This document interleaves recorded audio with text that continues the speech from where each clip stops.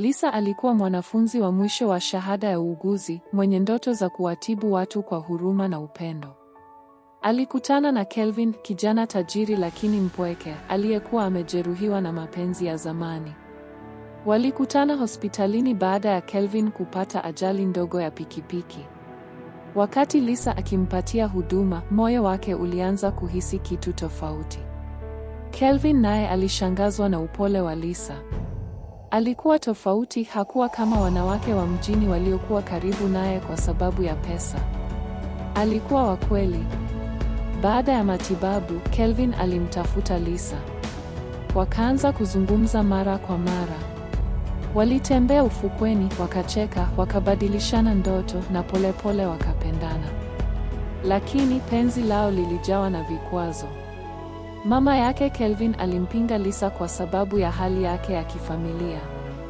Alimtaka Kelvin awe msichana wa familia tajiri, tena mwenye heshima za mijini. Lisa alikataliwa mara kwa mara, lakini hakukata tamaa. Alimwambia Kelvin, kama moyo wako ni wangu, nitapigana. Lakini kama una shaka, nitajiondoa kwa heshima. Kelvin alichanganyikiwa. Kwa miezi mitatu walitengana. Lisa alirudi nyumbani kwao Mbeya, akiwa na uchungu na maswali mengi. Lakini mvua ya mwezi Disemba ilibeba miujiza. Siku moja, akiwa anaenda sokoni kwa mvua kubwa, Lisa alimsikia mtu akipiga kelele kwa mbali. Lisa, Lisa tafadhali simama.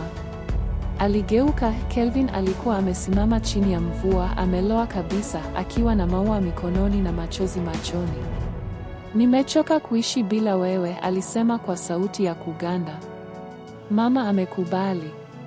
Nilimwambia kama si wewe, basi siishi na mtu yeyote. Nataka niwe na wewe leo, kesho na milele. Lisa alitokwa na machozi. Alikimbia na kumkumbatia Kelvin katikati ya mvua.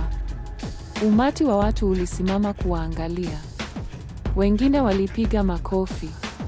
Miaka miwili baadaye, Lisa na Kelvin walifungua kliniki yao binafsi. Walisaidia mamia ya wagonjwa, wakitumia upendo wao kama tiba ya kwanza. Mapenzi yao yalishinda vikwazo, na mvua ile ikawa alama ya mwanzo wa maisha mapya.